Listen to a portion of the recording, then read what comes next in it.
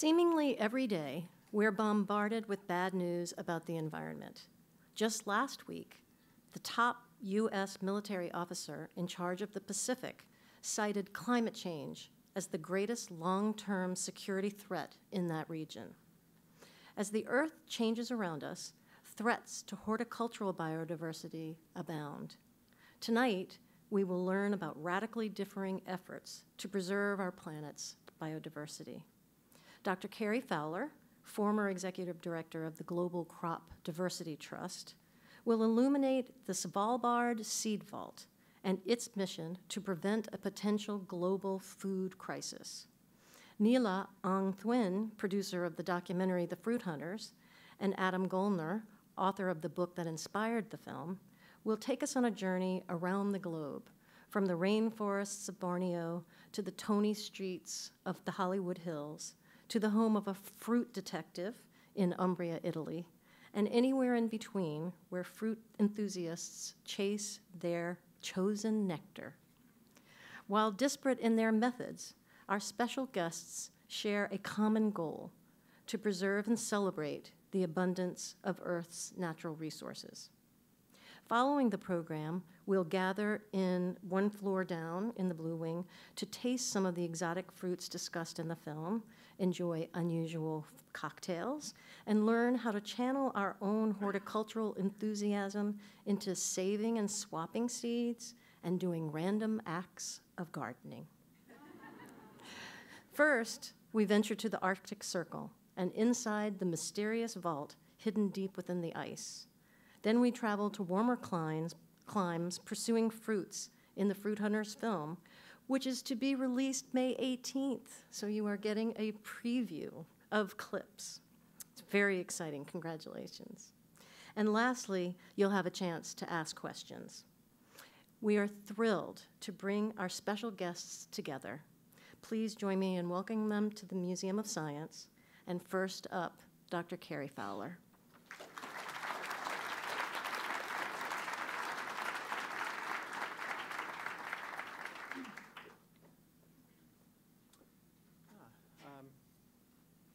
Thank you all for coming tonight. Is the sound okay for everyone? Thank you to the museum and to the Reno family for sponsoring this.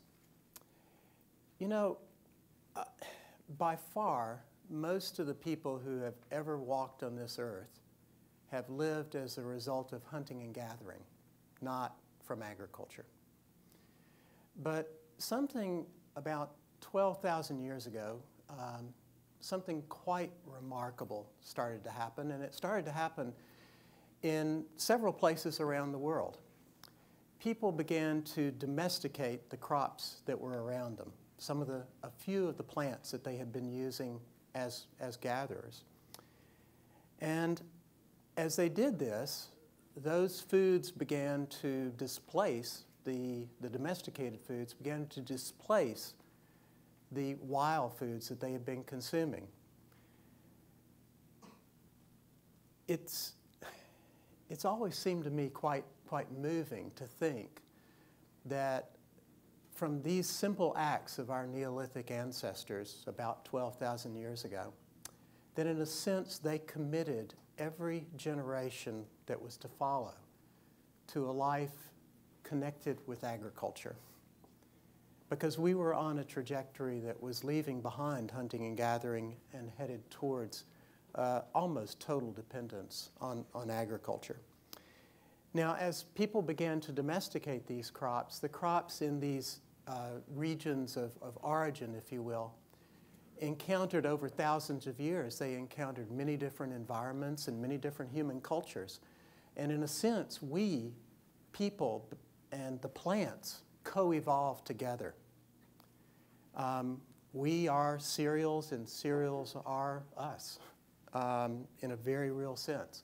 And as we co-evolved together and as the plants experienced all these different environments, a tremendous amount of diversity was generated.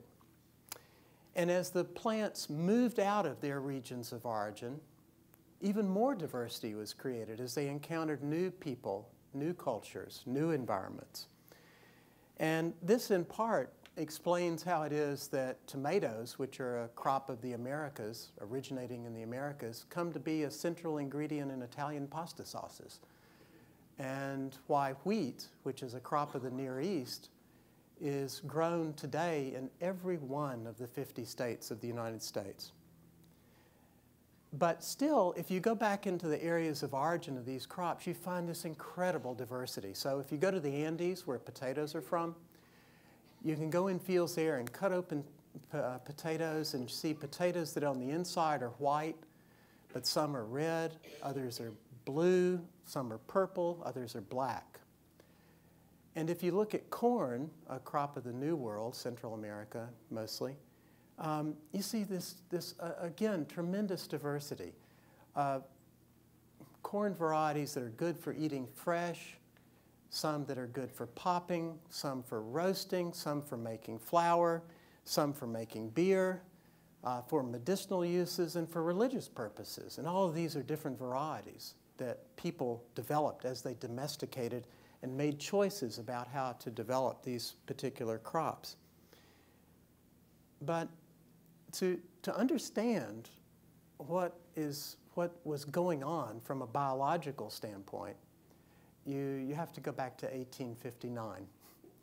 1859 is when Darwin published On Origin of Species. And Darwin was the first person to ever put together the 4 elements which comprise evolution. He noticed that there was diversity, that individuals are different. He understood that there was inheritance, that those differences are heritable, that there's natural selection, that there are choices being made in the world about which traits are productive and which are not, and that the natural selection tends to concentrate those traits. And there was time. And if you had all of those 4 elements, if you had diversity, inheritance, natural selection, and time, you had evolution.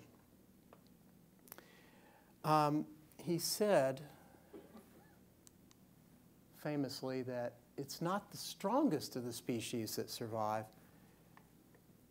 nor the most intelligent, but the ones that are most responsive to change. And that's a lot about what I want to talk to you tonight about.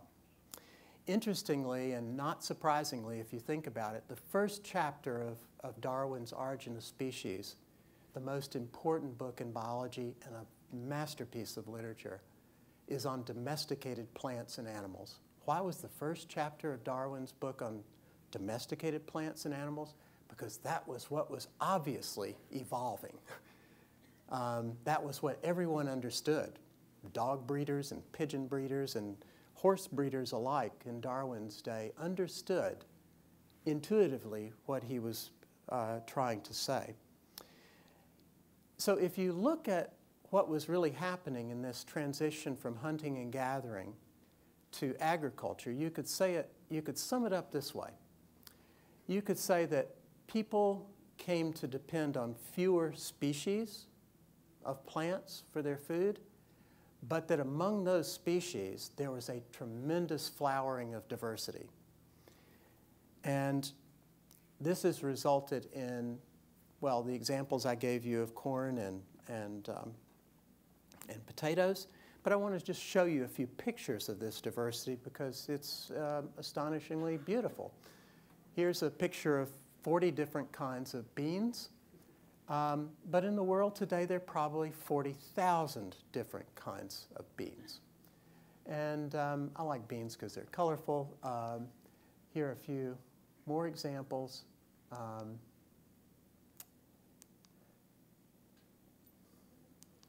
And that's one of my favorites.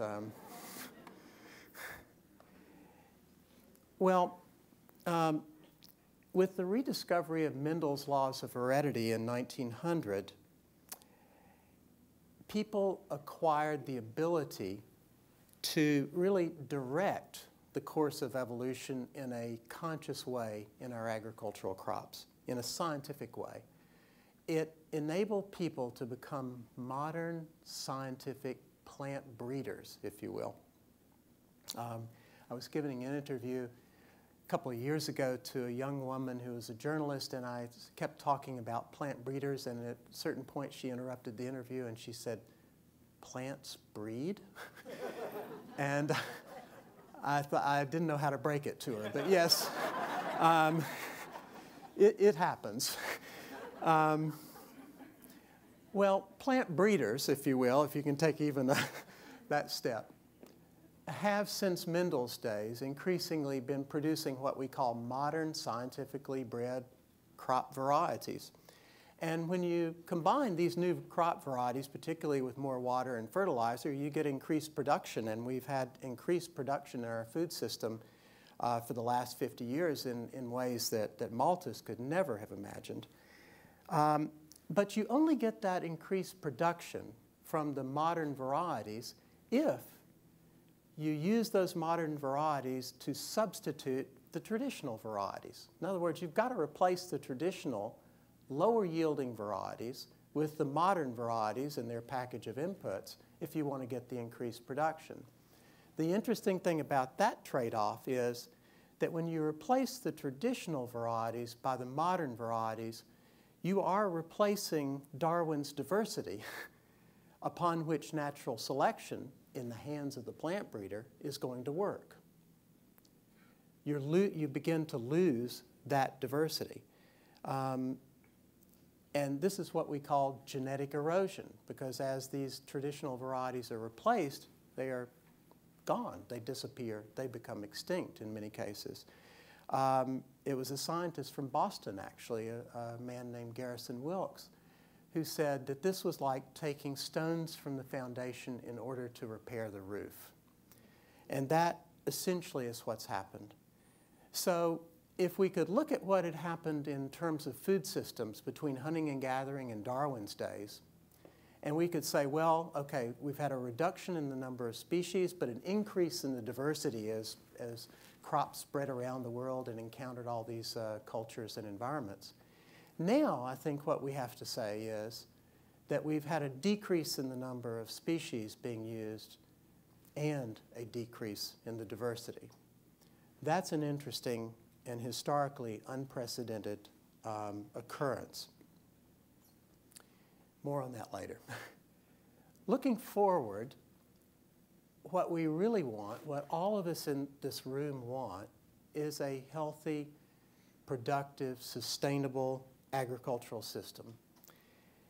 And we want crops that can adapt to whatever. But increasingly, it seems to me like we're throwing a lot in the direction of the crops for them to adapt to. And the demands that we're placing on the crops to adapt are becoming greater and greater. So we want the crops to be more productive, but they're going to have less water. We want them to be more productive, but probably less inputs in terms of fertilizer. And in particular, we want them to be more productive to feed a growing world population, but we're going to give them a climate that they've never seen before. Well, John Tyndall, interestingly enough, Irishman, back in Darwin's days, about the time that Darwin released Origin of Species, John Tyndall was demonstrating what effect carbon dioxide, methane, and water vapor have on the heat trapping in the atmosphere. In other words, he was demonstrating how global warming works. And last week, we've had announcements made about climate change.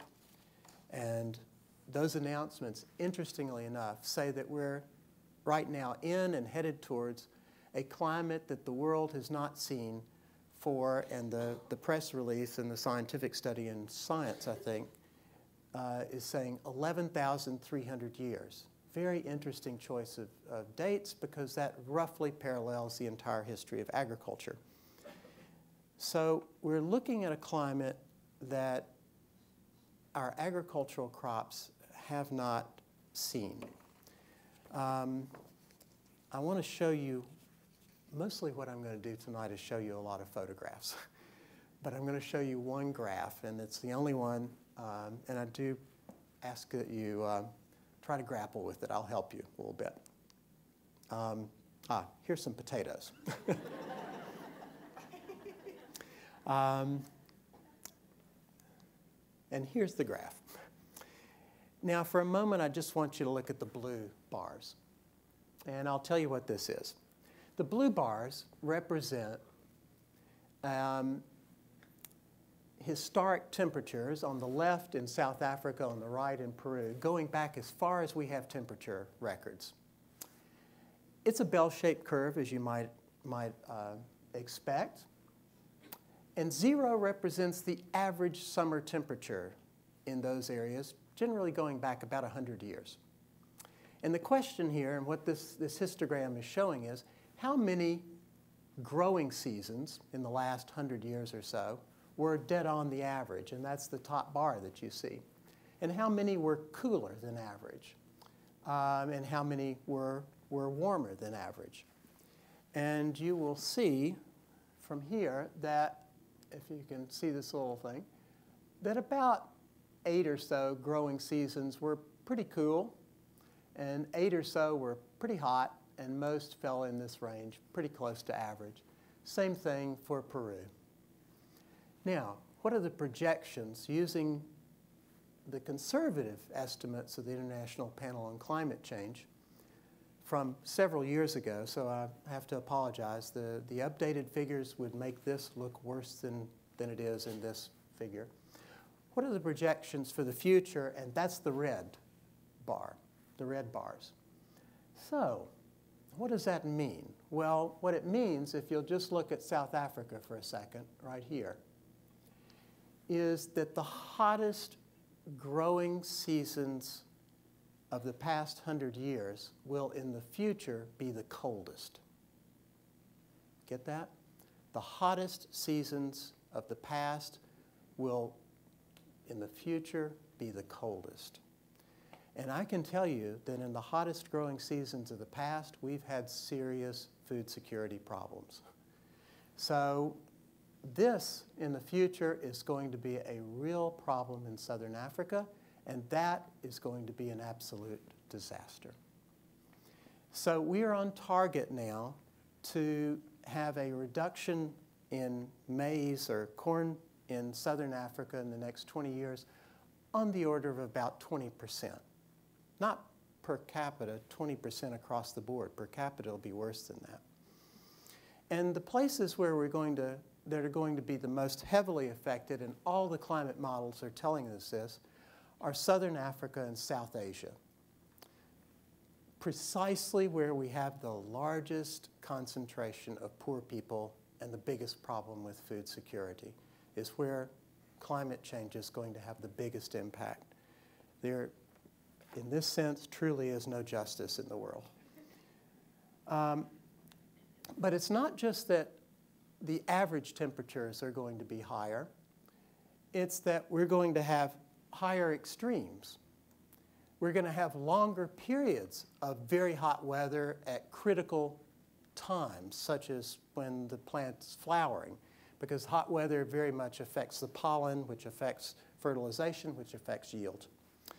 A 1 degree change above a certain threshold for rice during the flowering period is a 10% decrease in production. Now, if we're going to have these types of situations where we have all of these kinds of problems as a result just of climate change, and we have new influxes of pest and disease which are going to be migrating as a result of climate. And we can already see this, by the way. We can already see it. The data coming out of Stanford University is showing, is I think demonstrating a real connection, a disconnect, if you will, between climate variability and climate change, and we can already see problems in food production as a result of the kinds of the climate that we've had in the last 20 years, much less to think of what's coming in the future. So if I look back at agricultural history, and I realize that the crops that we are growing now have never in their entire 12,000-year history experienced the kind of climate that we have now. As a Darwinian, I asked myself the question, well, then how are they adapted to it? And I think the answer is, well, let's not take anything for granted as to how well they're adapted to it. We know that there are certain physiological limits for some of our major crops, and I can tell you that the ones that will be most severely affected will be corn and wheat. And interestingly, those are the two crops where you see the greatest increase in demand worldwide. Friend and colleague of mine, David LaBelle at Stanford, says that the world seems to be acquiring temperate climate taste during a time when the world is becoming more tropical in its climate. So that seems to be happening, and if I look at all of those trends, I have to conclude that agriculture itself is experiencing the greatest challenge in its history. Because if agriculture doesn't adapt to climate change, neither will we. And if crops, the actual plants in the field, don't adapt to climate change, then neither will agriculture, neither will we. So I believe that the discussion about climate change has to be a discussion about agriculture. It has to be a discussion about crops. What's the mechanism for adaptation? How is agriculture going to get adapted to climate change? Well, Darwin explained that in 1859. He explained it by telling us that the mechanism for adaptation starts with diversity. So one of the things that, and it starts with diversity because diversity is what gives us the options. It's the sum total of all the traits that our agricultural crops have. And that's why it's so important to conserve it. Not just because it's pretty like some of the slides I showed you, but because it represents everything that those crops have seen in the past that we've managed to conserve along the way. And it represents everything that the crops can be in the future because it's the gene pool. It's the sum total of the traits that those crops have. Well, scientists began to collect this diversity back in the 1920s, but more energetically in the 50s, 60s, 70s. And I throw up this slide because it's interesting. It's the diversity of wheat found in one farmer's field. So in many cases, a scientist will go out plant collecting, will collect a sample of wheat, and this will be the sample. But to you, this looks like 7 different varieties. But to the farmer growing a combination of different varieties, this is the variety. It's the combination. It's that diversity.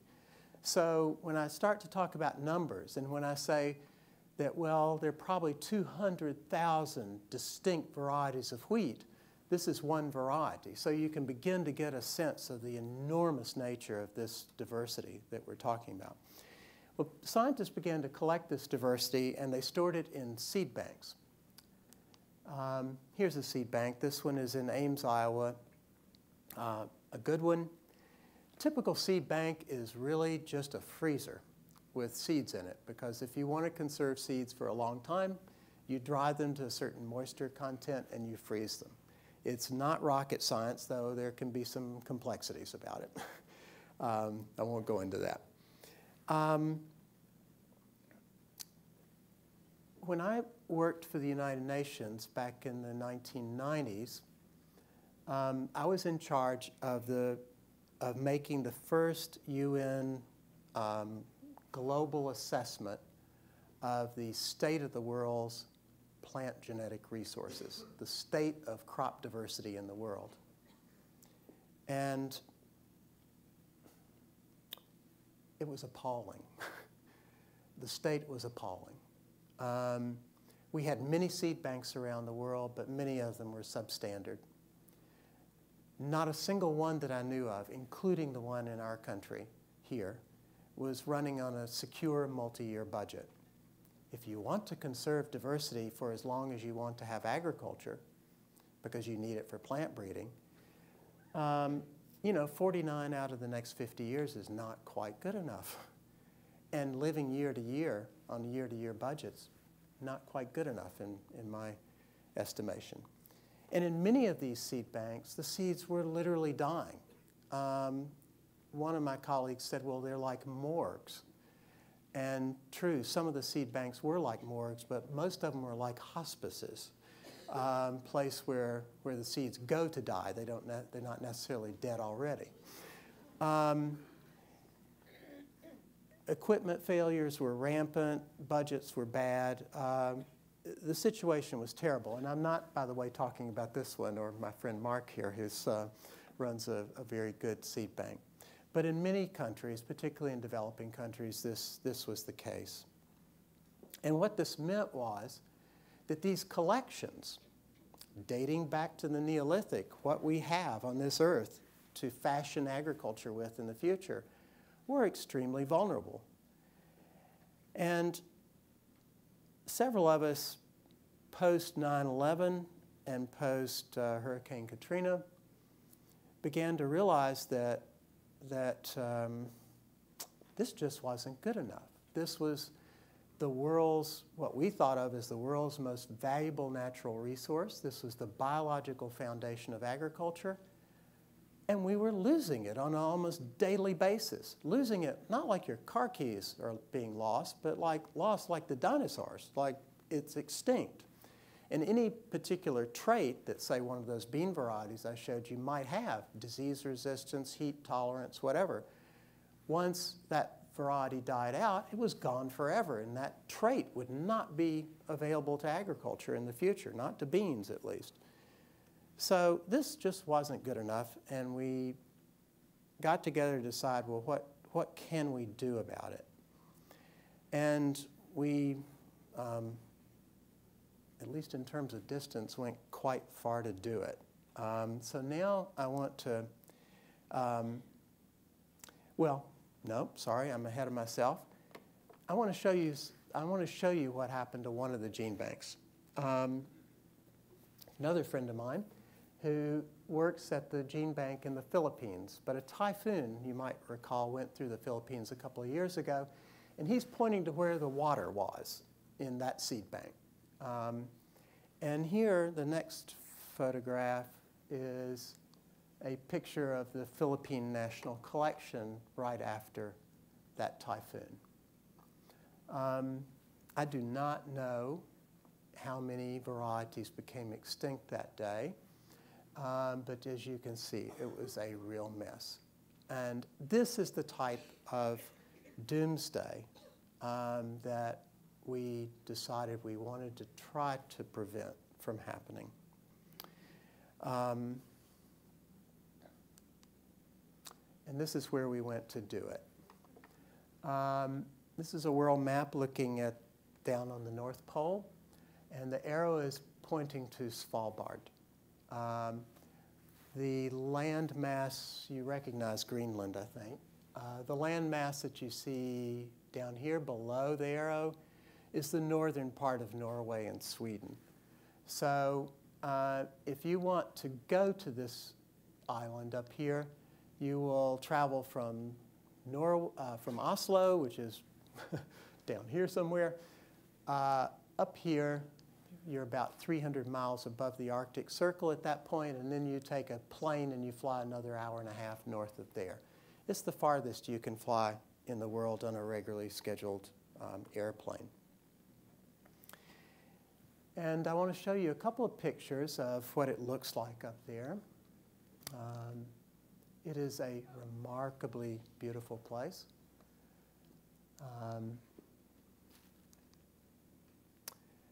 Those are glaciers, by the way, and most of the landmass is covered by glacier. And this glacier here is about 300 yards tall. It's a big piece of ice. That's the 300-meter tall piece of ice. There are animals up there. There are reindeer, and there are polar bears and a few others. No native people settled in Svalbard historically, by the way. And there's a small town, Longyearbyen, where about 1,800 to 2,000 people live year-round. And this sign simply says that this creature can be found anywhere, anytime, all over Svalbard. So if you're leaving the village, you often leave with a gun, or you certainly look around. They're pretty fast.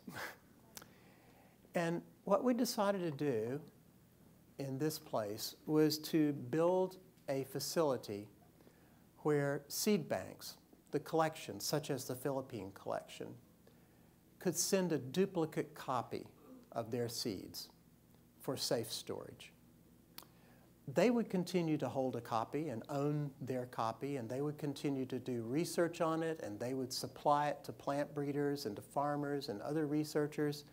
But a safety backup, just like a safety deposit box for you at the bank, would exist up here. Why here? Two big reasons. One is that it's really cold. And as I mentioned, the great thing about seed banks is, and the necessary thing about seed banks is, you've got to keep the seeds frozen, because that's what keeps them conserved for a long term. And here, what we got was naturally cold. So we weren't completely dependent on mechanical refrigeration, as you would be in India or Bangladesh or Philippines. But the second thing was, it was remote, and it was far away from the dangers of the world that we all know too much about. And so we needed a place that was remote but accessible and naturally cold. And it also had to be in a country that everybody trusted, and everybody seemed to trust Norway. And Norway was willing to pay for it. That was also a big plus.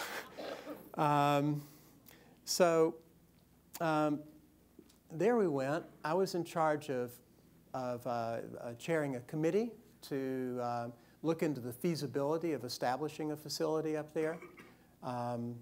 First, we had to draw up plans for it, how it would look and how it would be managed and how it would be operated, and then take a step back and say to ourselves, well, is this feasible?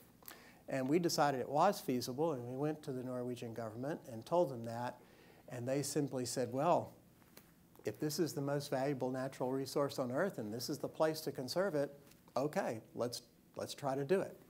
So we did. And here is how we envisaged it. We envisaged it as a tunnel, a hole in the mountain. This is a solid stone mountain with this entrance on the left, and you would walk down a long tunnel into the middle of the mountain where it's the coldest, permafrost, and back here would be where you would store the seeds. That's the architect and the artist's idea of it. And this is what it looked like under construction, to give you a sense of scale. And it was not easy to construct. The construction period up in Svalbard is very, very narrow, the window there. And the conditions are pretty bad. So my hat's off to the construction workers who built this facility. So there it is in its natural environment. And a couple more pictures.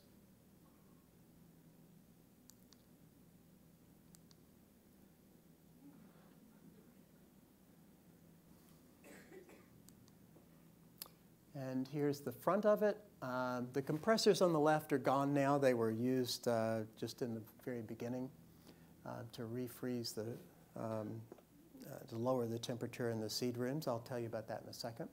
So what I'm going to do now is just take you on a small tour. And here's what happens when you open the front door. You walk in, You go down the tunnel, it's getting colder and colder, into a big sort of cathedral-like room, and there's a door over there that is frozen, and behind that is where you're going to find the seeds. And if you go in there, this is what the room looks like. Today, we have samples, each sample being about 500 seeds, of I think 780,000 different crop varieties. We have some over 100,000 different varieties of wheat, over 100,000 varieties of rice. This exists as an insurance policy for world agriculture and for all the seed banks and for all the plant breeding and for all the farmers in the world. The facilities that deposit own those facilities, own the seeds, and we don't allow access to anyone except those facilities that have deposited it, those institutions that deposited it. And so if someone wants copies of the seeds, they go to those particular institutions. So if a plant breeder in the United States wants a seed variety for breeding purposes, they go to the U.S. National Gene Bank. They don't come all the way to the North Pole to get it. So that's where we are. That's what we've tried to do. I just got back last week from spending some time up there, and now you know, I think if you look at what we're trying to do, being a fan of Darwin, as you might have picked up, you know, I think you have to look back to what he was saying to put this in perspective. He, at the very end of Origin of Species, he has a wonderful and famous paragraph. He's referring to his theory of evolution, to diversity, to inheritance, to natural selection, to time. And he says about that, he says, there is grandeur in this view of life, that from so simple a beginning, endless forms, most beautiful and most wonderful, have been and are being evolved. It strikes me that 150 years after John Tyndall told us how global warming was going to work, taught us the physics of that, and 150 years after Darwin explained evolution, wouldn't it be beautiful and wonderful were we to honor them by simply using the knowledge that they gave us? Now, I want to end in a way that I've never ended a presentation before, because normally I'd like to end right there. But one thing that's happened to me over the years of working in Svalbard is that I've simply fallen in love with Svalbard.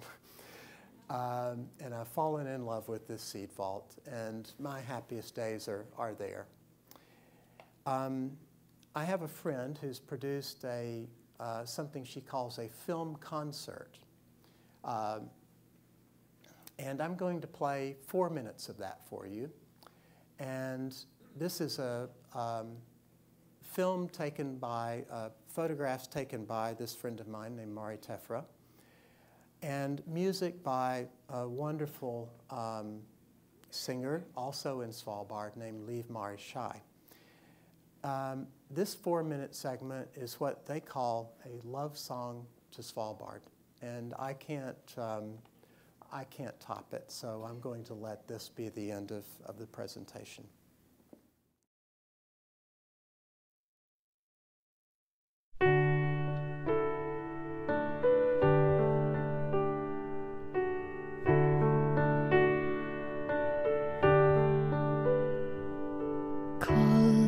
Och bredbyggda däcket av is, du brölig storm och viskebris. Lille store Svalbard, du är man. Du løfter och tar mig som ingen andre kan, för jag vill inte norr etter dig. Rop oss hjem och vi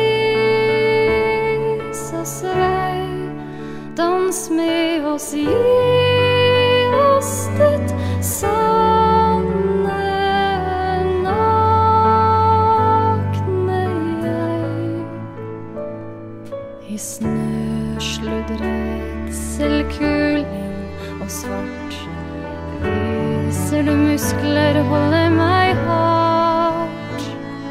Du har istapper i skjegget ditt, og du dunker stort og vilt i hjertet mitt, for jeg vil lengte nord etter deg. Rop oss hjem og vis oss vei, dans med oss, gi oss ditt sanne nakne jeg, for jeg vil lengte nord dit vi bor. Rop oss hjem, bruk store ord, for jeg vil lengte nord dit vi bor i nord.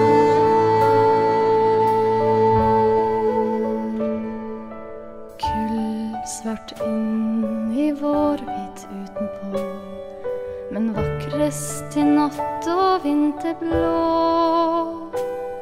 Du er alt jeg vil ha i en boble av tid. Min lyst, din himmel uendelig vid, for jeg vil lengte nord etter deg. Rop oss hjem og vis oss vei, dans med oss, gi oss ditt sanne nakne jeg, for ja, jeg lengter nord etter deg. Rop meg hjem og vis meg vei, dans med meg, gi meg ditt sanne nakne jeg.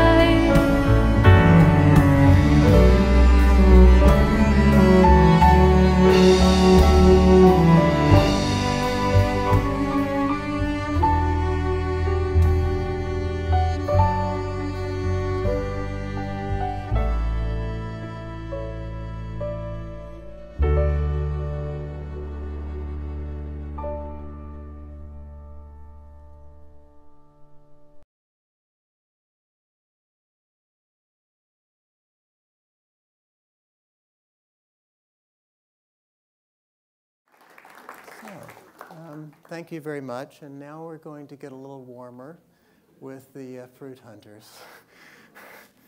Please.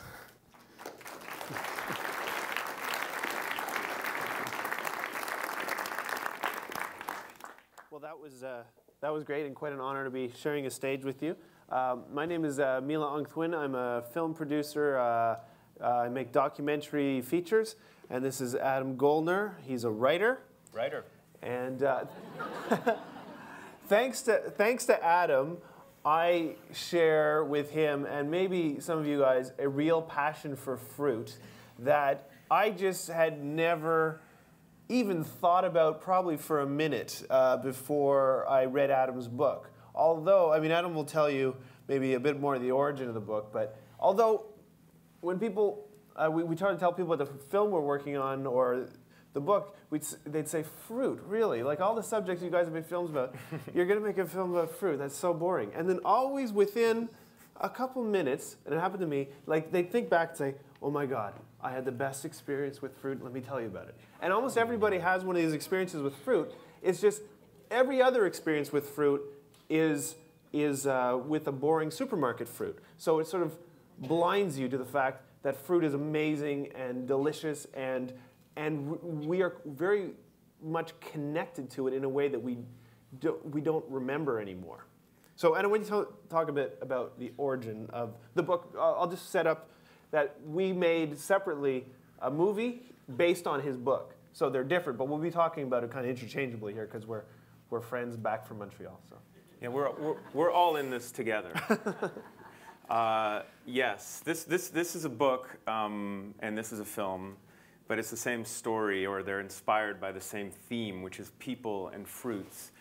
But before I tell the story of how the fruit book, The Fruit Hunters, began, maybe we should just talk about what a fruit is. But Adam, everybody knows what a fruit is. Well, do you know what a fruit is? No, I read it in your book. I can see. I don't know. What's a fruit? All right. All fruits are what happen after flowers have sex. And so we were talking about this idea of plants breed. Plants do breed, and fruits are what happen after flowers are pollinated, and they come together, and a fruit comes out of that. And inside that fruit is something very special to tonight's theme: seeds. Seeds. Fruits contain seeds, and some of those fruits are edible, and some of them are not edible. But that is kind of what this whole story is about. So the film and the book. And the book. And what attracted us to the film specifically was when we learned about really what a fruit was. It was quite interesting to us that fruit is the only food, the only thing that actually wants to be eaten. It is a sort of it's a sexual device that is trying to attract us to eat it. And so it's a sort of a communion. And we, as was mentioned before, we have co-evolved with fruit. One of the things that Adam points out in the book, one of the reasons we have such good vision, stereoscopic color, we're one of the few animals that can see in so many colors, is to be able to pick out fruits from the jungle and to be better fruit hunters. There's a lot of ways we've adapted to fruit, and fruit has adapted to us over the years. And I think we're doing fruit a big disservice by having one kind of banana available all over the world when there's so many different kinds. And what the fruit hunters do is they look for the exotic fruit, and they look for the ultra exotic fruits, and they have to go to places farther and farther away to find them.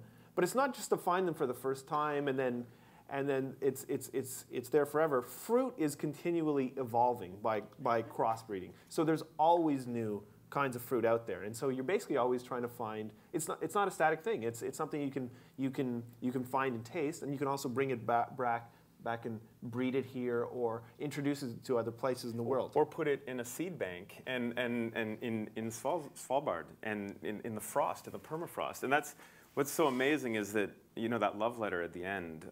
One of the things that seems to happen when people get this connection to plants, to nature, whether it's fruits or flowers or seeds, is that people can sometimes fall in love with their subject. And I think we saw that very beautifully in the talk you just gave. And so this book, The Fruit Hunters, which is now this film, The Fruit Hunters, began for me on a trip in Brazil. And I'm not somebody who knows anything about fruits to begin with. I'm a writer, and I was on a trip in Brazil, and I noticed a lot of extraordinary fruits there that are completely different from the fruits that we have here. And so I was walking around, and I was drinking juices and tasting fruits and sort of puzzling about it, and it was in my mind. And I went to the botanical garden, the Rio de Janeiro Botanical Garden, and I noticed this one particular fruit, which I'm going to pass around, which I don't know if you can see that, but it looks like a bran muffin. And it's called the paradise nut. It's called the sapucaia, and it's hollow, and it grows on a tree, and it contains seeds. So when it contains the seeds, this is a fruit, and what happens is that there's a kind of lid here. And at ripeness, the lid falls off, the base of the muffin falls off, and the seeds fall out, and monkeys eat the seeds. But some monkeys, some impatient young monkeys, sometimes try to punch their way in to get those paradise nuts. And what happens is they wrap their little monkey paws around the seeds, and their cognitive faculties are not developed enough to understand that to extricate their paws, they need to let go of the seeds. And so to me, that was a wonderful metaphor for obsession. And that's what the book ended up being about. So you guys can check that out. And we're going to see some people who are what we call fruit hunters, but they're really people who are passionate about fruits, very passionate to the point of being obsessed. And that's sort of the subject of this book and also this film. Yeah, basically, like Adam, a lot of people have this sort of, they were ordinary people, and then they tasted a fruit that was just so perfectly ripe or so different that they've actually changed their lives. And all of a sudden now they're just orchardists, and they're researchers, and they quit their jobs to obsess over fruit. And I think these are our heroes, because even if they don't mean to be, even if they're just following their taste buds, they are champions. They're champions of biodiversity, because they go out and find the fruit and make it popular, and make it, protect it, and sort of spread it. They will bring it back to, say, a tree. What's it called? The orchard where you buy the fruit trees. What are those guys called? Nursery. Nurseries. So throughout the states, you can buy. We're professionals. Throughout the states now, you can buy things like those citrus, the citrus caviar, because somebody introduced it to a famous chef who loved it, and now everybody wants to have it. But now that finger lime is protected and propagated throughout nurseries and people's backyards. And so these backyard orchardists who are hobbyists are actually some of the people who have made the most important fruit discoveries and hybrids over the years. So basically what you can do is you can take one kind of apple and another and graft them together and grow them on a tree. And sometimes you get these new varieties of apples. So in our story, we tell this, in our film, we tell the story of John McIntosh, who basically discovered the McIntosh apple looking for his lost love, who during the Revolutionary War had gone up to Canada. And so his wife died, but he came back with the fruit, and that fruit has spread into one of the most popular apples in North America. There's almost every fruit that we eat today has some simple origin story of some guy in his backyard orchard experimenting. So how apt that we ended that you ended that last talk on the theme of love, and here we are talking about how we should never underestimate the power of desire when it comes to preserving things. Yeah. Do you want to show them? I think I'll start off. You can meet some of the characters in the film. In general, they're very, very passionate. So I'll start off with a lovable first clip here. Okay. And so you can also hear in this, I'm just going to switch this. Oh, no, I'll just play it, and you guys can see for yourselves. Okay. I've been growing fruits since I was about 6. I couldn't throw away a lemon seed or an orange seed, an avocado pit. Been to Malaysia, Singapore, Puerto Rico, just to find the varieties of the fruit trees.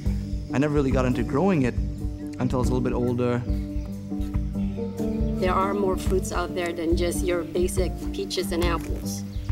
Year-round, there's always something fruiting in the garden. When I wake up in the morning, I go, did I water the plants?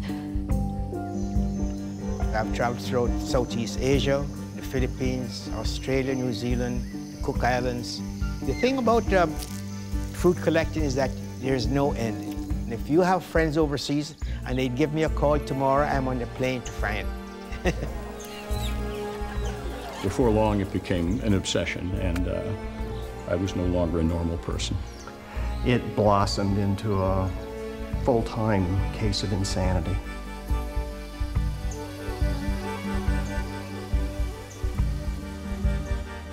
The fruit in my supermarket always looks good, so I buy it. But each time it tastes exactly the same. It never inspires insanity. I never felt anything for fruit until I explored the secret paradise beyond the grocery store.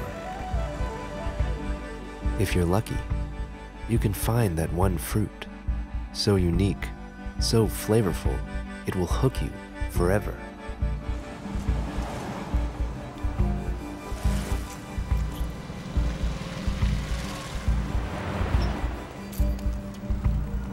I discovered that the variety of fruit available in the world is almost infinite, more than I could taste in a lifetime. unless I had some help.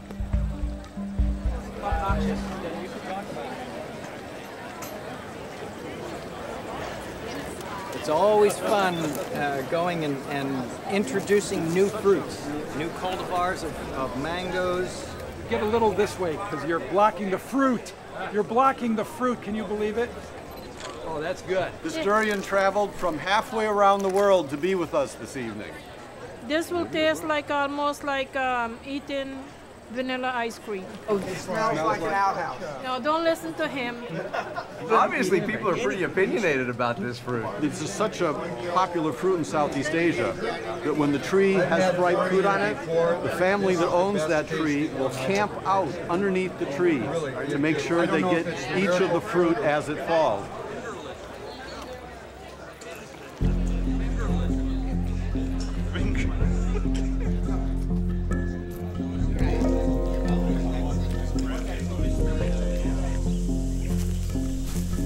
Okay, so these are some of our characters that we're going to meet throughout the rest of the film. But those ones you've seen there are the Rare Fruit Council International. We were at their annual meeting in Miami, in Florida, near Miami, and we're at the Fairchild Botanic Gardens, where Richard and Norris, our main fruit hunters, have a beautiful collection of some of the, mostly mangoes, but a whole bunch of fruit. Richard is obsessed by mangoes, and I think he has, is it like 800 kinds? It's close to 800 kinds of mangoes. It's like how we saw the genetic bank in Ohio, or Iowa? Iowa. It's the mango collection of the United States Department of Agriculture, so they maintain that. Except they're alive, and every year they have a big fundraiser by selling and auctioning off the mangoes, which is another nice scene, but we won't show you that one. But so you have these people going around smelling these wonderful mangoes that vary from super sweet like pina coladas right to smelling and tasting like curry with notes of curry and onions. Some of them are the craziest mangoes. Were you there? Did you try them? Yeah. Okay, do you remember this? Tell me if you remember this. Trick question. Do you remember the mangoes that have this, they almost have this texture like the outside of a marshmallow? It's like this powder, this juicy powder. That one weighed for $800, so we didn't get that one. It's like the most extraordinary tactile sensation on your taste buds. Anyway, so they have a lot of mangoes, a lot of good mangoes. Yeah. So I think in a way the heroes of our film are the people who go out and they propagate by joy, let's say, as opposed to being worried about the fruit disappearing. And for that reason, I think that was what the last quote said by Cousteau: "We protect that which we which we love." Mm-hmm. And that's definitely the reasoning behind making these people our heroes. And one of the heroes of the story is Ken Love, who we saw briefly there, and we'll get to see him a little more here. But for me, meeting Ken Love was one of the things that solidified the idea that there was a story here. And also, we have someone in the audience today whose name is Kurt Ossenfort, who is also in this book. And he joined me on a trip to meet the Rare Fruit Council maybe 10 years ago. We went down there because we didn't know what the fruit world was like or what the people were like. But you just saw them there. But I remember when we went there and we found the fruit people, we were so happy that they existed. And I remember, I don't know if Kurt remembers, but I remember laughing so hard on the plane on the way home that I was crying. Like I couldn't believe it. Like they were so amazing, the characters, some of whom aren't, many of those people we didn't meet. There's so many of them. There's a guy named Grafton Crafton Clift, who's a compulsive grafter. And grafts in the Fairchild Botanical Gardens will bring different bits of budwood in and like a knife, and we'll put things together. And then there was a guy named Har Maudine who was raised in the forest in the Amazon and had a nickname which was some special fruit called a buritirana. And I think his nickname was that because as he walked through the jungle, he would always say, can I eat that? Can I eat that? Can I eat that? Anyways, there's a lot of these people. And one of the best of them all is a guy named Ken Love. Ken Love. It's not his real last name, by the way. I didn't know that. Yeah, unfortunately. But Ken moved to Hawaii, and he's lost in the world of fruits. But I went to visit him, and he introduced me to a lot of fruits, including the miracle berry. The miracle fruit, which is this small red, kind of the size of a cranberry, this little thing that after you eat it, it transforms all sour tastes into sweet tastes. And I had it and I remember just being like, oh my God, I can't believe this story hasn't been told. You know, this is a story. There are these people and there are these fruits. And so we're gonna see Ken Love now with Bill Pullman, who is a Hollywood actor who is not in the book. He's not in the book. We found him. There was an article in the New York Times saying he's talking about his new movie where he plays an FBI agent.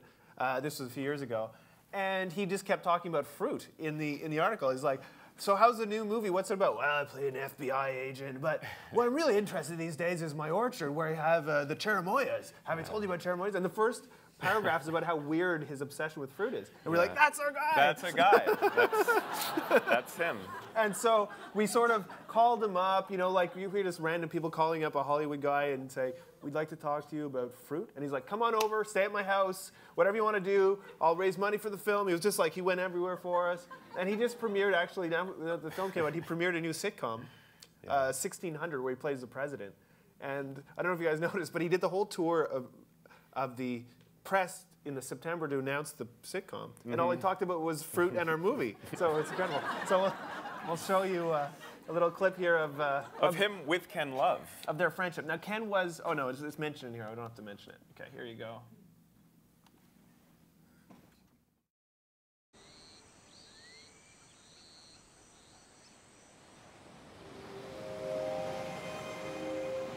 A 100 years ago, the kingdom of Hawaii was overthrown by pineapple tycoons. The pineapple was originally found in the Caribbean by Christopher Columbus. Almost none of the fruit in the world is actually from Hawaii. But the combination of climate and rich volcanic soil means that everything thrives here. And that tends to attract a special breed of exotic fruit lover. Ken Love first visited Hawaii over 25 years ago. He was hypnotized by all the crazy fruit on the trees and stunned to find the supermarkets full of ordinary fruit shipped in from the mainland. He gave up his career as an Associated Press photographer and moved here. Now he's known as Hawaii's fruit guru.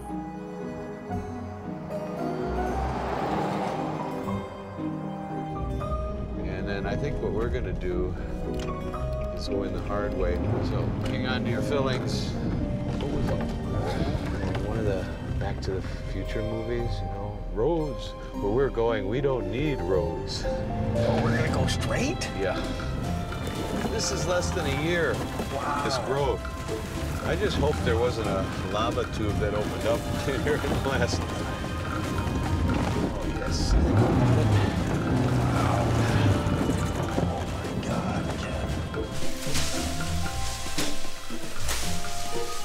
For me, Bill, this is the ultimate in fruit hunting. I mean, I'm just glad I know the guy that owns the land because I don't want to get shot.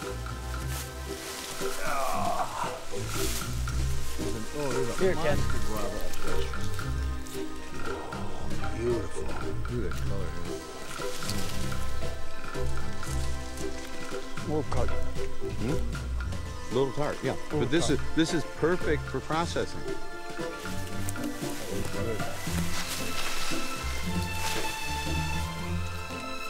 Ken, do you see this one? Nice. I'm coming down. Oh, fries. Oh.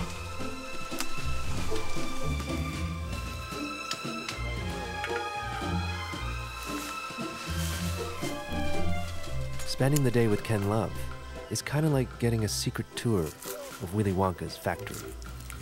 I don't know why they call this ice cream bean. I think they should really call it cotton candy bean. Yeah.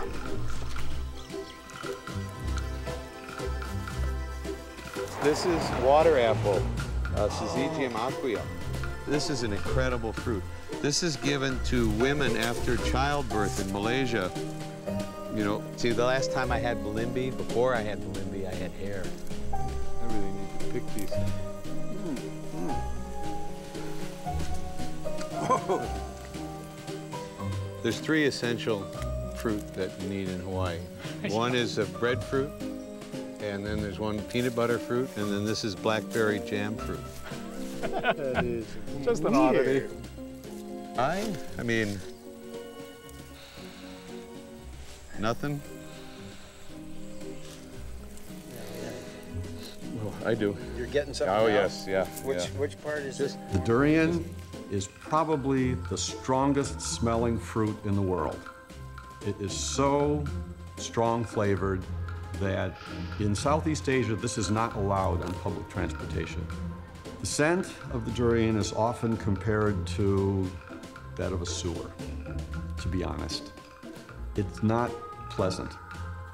But the taste is more creamy, a little French coffee flavored, very compelling, just very unique. Well, dig in. Just dig in and...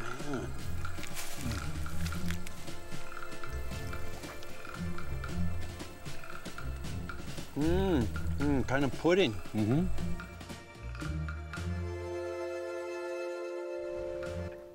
Okay, so that's a tour with Ken Love. So I think that's really what got you interested in the world in a way, right? Yeah, in the whole world. I mean, definitely the world of fruits. But one of the things I remember him saying was that he described himself as being loquacious about loquats. And you know, all of these characters, all of these fruit hunters are such super intelligent people, and they really are, as we said earlier, these people who are trying to preserve biodiversity. Like, they're not just in it for this weird taste. They actually have this relationship with nature. And should I tell the story of this now briefly? I'll just finish up with Bill. Okay. What he does. I mean, one of the knocks that we got at the beginning about the film was like, oh, this is for people who jet set around the world and eat fancy fruits. Well, what does that have to do with anything? But it's actually, fruit exists almost everywhere. Like, there's actually a fruit that we show briefly in here that can only grow in like very cold regions of like Siberia and Canada, and they're trying to introduce it in Canada. They call it the haskap. It's very big in Japan, and so it's looking to be one of the big crops for like northern areas. And kiwis, actually, need a freezing season, winter, to grow. Otherwise, they won't grow. Lots of kiwis in Siberia. Yeah. So but it's actually more of a marketing thing. Like, kiwis were never popular until they changed the name from Chinese gooseberry. That was like the one key thing. You have to name the fruit, right? Yeah, you need a good name. So the story that Bill tells is in his Hollywood Hills home. He lives in a kind of a neat little like kind of hippie-ish community, like about half a mile from the Hollywood sign, in like this like really like valleys and mountainous areas that not much grows, but he has managed to find the right trees for his neighborhood. And also, all his neighbors seem to have fruit trees, and nobody picks them. And people don't even know where they came from. It's like it's almost like the same situation as Hawaii. There's all this fruit growing that goes to waste. So he started this organization called the Hollywood Orchard that goes around and picks the fruit. They get permission usually. They pick the fruit, and they have this big kind of kitchen, a community kitchen, where they make preserves, or they make juices, or they find a way to do something with the fruit. They make like fruit cakes and fruit breads. And there's a school just down the street named Cherimoya High School, and which is actually, the cherimoya is the name of Bill's favorite fruit. The kids didn't even know that their school was named after a fruit, and they didn't know any of these fruits that were up and down the street. So it's kind of like a very local issue, as much as it is or could be a tropical paradise thing. So I think that's kind of like the balance in the film, but also the challenge that is put out to people is like, yeah, you can really want to travel to Indonesia to taste the stinkiest durian, but also there's definitely fruits. Fruits exist pretty much anywhere that humans do, I guess. Okay, and I think now we want to segue. I don't have a segue for this, except for the world's most exotic fruit. Oh wow, that's possibly what it is. Maybe that's what it is. You can be the judge. I don't know whether it's the world's most exotic fruit. I don't know how we would define that, but it looks like let's just say that that's what it is for the purposes of this presentation. But one of the things that a lot of these fruit hunters speak about when they talk about grail fruits, in terms of fruits that they want to try, is this one fruit that's called the Coco De Mer, and it's also known as the billionaire's fruit because it's so rare. You have to be a billionaire to taste it. And it grows only on this one island in the Seychelles, and it's kind of a type of coconut, but it has this striking resemblance to, you know, human anatomy, and I'm going to pass it out so that you can all fondle it. The resemblances like continue beyond this. This is a seed. This is a seed, and it is not in the vault. No room, I don't think.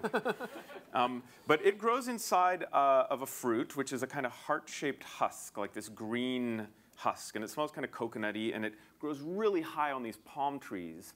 And the speculation is that maybe brontosauruses ate it as some sort of food, you know, as they lumbered around, they would reach up and eat it.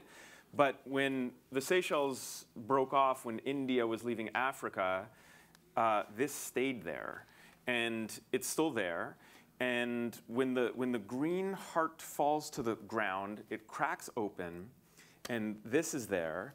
And out of here comes this weird umbilical cord, which plunges into the ground and shoots up as a new tree. And this is full of a hard white substance, which they call ivory. And that ivory feeds, it's like this twin tank of fuel that feeds the growing tree. And then when the tree grows, it puts out these flowers. And I almost feel like I shouldn't describe the flowers here in public because they're so unbelievable. I'm not going to describe them. It's not going to be right. But just Google the flowers. Or come see me after if you really want to know. In the meantime, let's start over here or here. But one of the stories about this fruit is that it's illegal to harvest it or to eat it or to poach it. And there are Coco De Mer poachers who are in jail right now because one of the things that they're doing is they're trying to preserve it. And so what's happened is that tourists go to the Seychelles and they can buy these at a highly elevated price, so it supports... The empty shells. Yeah, the empty shells. So it supports the program of preserving the Coco De Mer forests. And so there's this whole kind of system in place right now that is making sure that the Coco De Mer is safe. Because it takes a long time to grow, I understand. Oh yeah. It takes 7 years for that seed for the fruit to attain maturity. But when that fruit is 1 year old, if you open it, it has this pudding inside of it, this transparent kind of shaky pudding. And that is the billionaire's fruit, to have a spoonful of that. And the thing is that you're not allowed to do it. Like, I went there and everybody was like, no way, you cannot do that. That is like illegal. And people were saying, you know, like, go down to the beach. You maybe meet a dude on the beach might have one. Or, by the way, the director of the whole preservation program said to me when I asked him, I was like, do you ever eat it? He's like, yeah, I eat it sometimes because I have it in my backyard. And I said, well, you know, could I taste it? And he said, well, you know, you can't do that, but if you want to, do what you would do anywhere else. Talk to a taxi driver. And so I was riding cabs, like left, right, and center, and I learned that the only way you can taste it is if somebody will share it with you. Because people have it in their gardens, like they grow all over. And if somebody has one and they're willing to open it up and share it, that's totally legit. They're allowed to eat it if they have it in their backyard. So anyways, that's just a story of humans and fruits. So did you taste it? Oh, yeah. Yeah, I did. That story is, it was, you know, I tasted it actually with a young child. I tasted it with a family who ended up sharing it with me. And there was a young child who was about your age. And I said to him, I was like, how would you describe the taste of this? And he was like Coco De Mer. He's like, it's like an apple. What do you mean? So the world's most exotic fruit, not to him, but to us, maybe. Yeah. So a couple of the characters we haven't mentioned yet who we followed. Had you met? Yeah, you met Richard and Norris in the book? Yeah, okay, so Richard Campbell and Norris are at the Fairchild Botanical Garden. Yes. Why don't we tell them about our hero of fruit hunting? Because it's not just a new thing. Our hero of fruit hunting, David Fairchild. Yeah, David Fairchild is a hero for this whole evening, and he wasn't a fruit hunter. He was a plant hunter, but he was hired by the USDA at a very early point in the USDA's existence to go around the world to find useful, edible, for the most part, edible plants that could be brought back to America and incorporated into our diets. And because there was also a time in history in the last couple hundred years where this kind of seed fruit espionage was as important as state secret as anything else. So you had these spies for a while, but he wasn't a spy. No, he was just a guy. He was just a guy who worked for the USDA, who was going around. But the fruit spies and the fruit smugglers, that's all also true. But he was a fruit guy. He called himself a fruit bat because he loved fruits.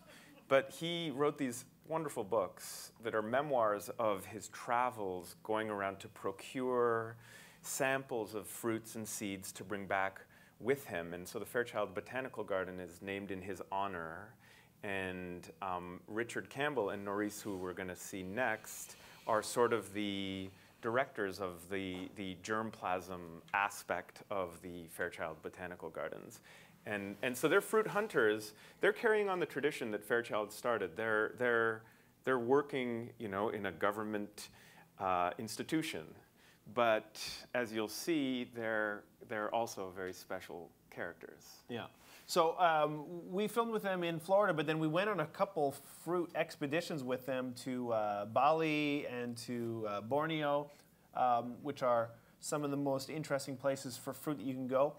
But the trick to finding good fruit, we learned, is not just going to the jungle and looking for fruit and tasting stuff. Because the stuff in the wild actually hasn't been touched by humans, is just wild fruit. It's not good. The stuff that's good is the stuff that humans have been tinkering with. Yeah. So how when you actually went out there the first time, how did you find those new fruits? Well, it's like you said. If you just walk into a forest, you're not really going to find things. It doesn't work like that. Agriculture follows humans, or it follows animals. There are some fruits out there that are propagated by animals and distributed by them. But usually, if you want to find the best or tastiest or most useful edible plants, you have to go and find people who work with and eat and live with those plants. And so one of the ways Richard Campbell taught me how to do it when I was asking him, I mean, I just kind of traveled with these people, but at a certain point I just, you know, left them and went on my own. But Richard Campbell had this great description of how he does what he does. And he said, you know, you go into town and you go into a bar and you find the guy and you say, hey, I'm from America, I'm crazy, and I want to look at your mamets. And so, you know, that's kind of how you do it. You find people. But you go to the markets, you go to the bars, you go around and you look for it. Okay, and then you trace it back to the trees, the specific trees. Oh yeah, that guy in the bar brings you into the forest to find the special tree. That's what his point is. Okay. And here we go on one of the adventures.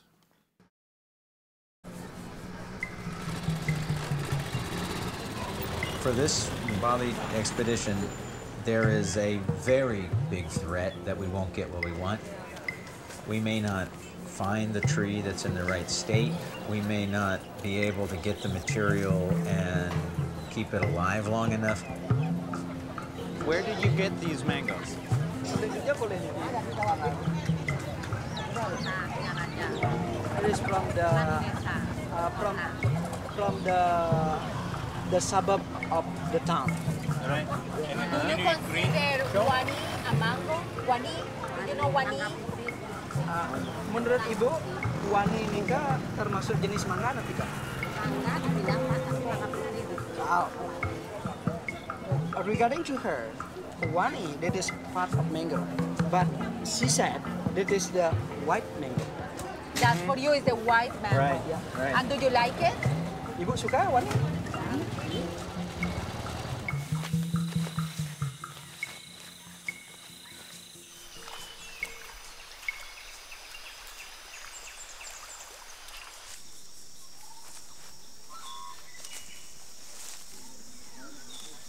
We're taking advantage of those centuries of selection, the centuries of horticulture that people have made. They've infused their culture, they've infused centuries of genetics. It's all tied into one.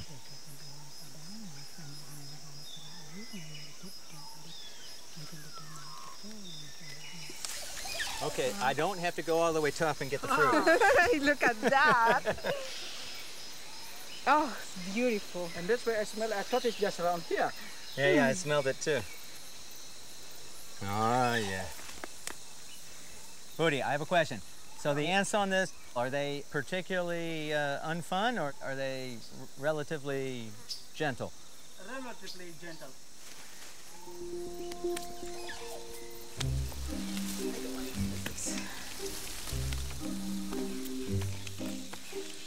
Okay, Richard, go Richard.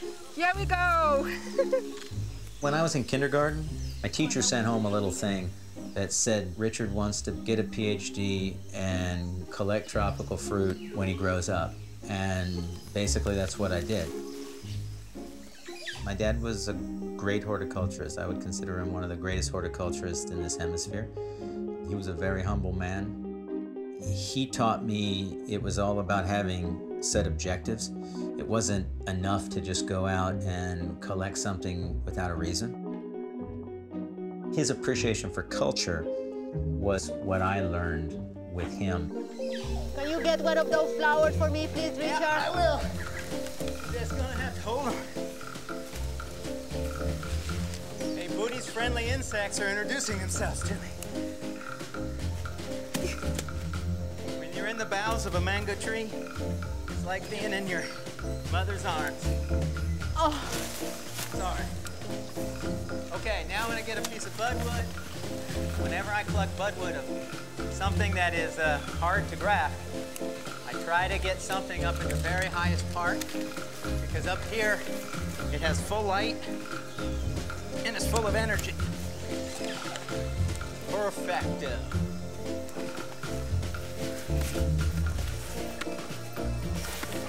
We have to get these into cultivation. Good job.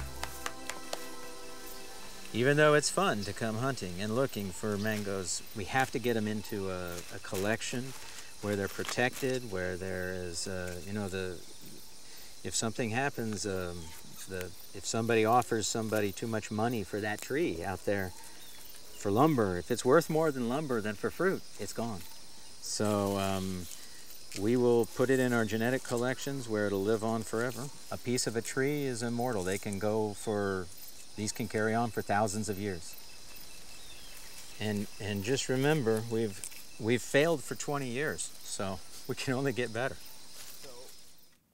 Now he's gotten a piece of budwood, which is the stalk that he can take back to Florida and graft onto another tree and basically make a genetically identical mango tree with that.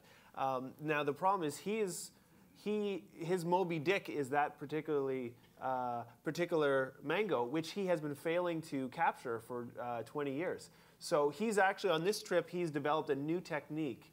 instead of grafting simply, he's been trial and error for 20 years. Instead of grafting simply one branch onto a different mango tree, he's made a combination of 3. There's an interstock, he calls it. And so it's quite a fascinating, complex story of how to save just one mango. Just one mango in the world, how long it's taken him to do it. And he will not give up. And that's really, I think, the tenacity and the passion that is behind all these fruit hunters is what's so amazing about it. And it's something that just does not extend to a normal banana. I think, hearing you speak about it, I think you got the bug also. I think we should probably, so that's how fruit hunting works. And maybe we should, is it time to say thank you and start to... It's definitely time to say thank you. Thank you.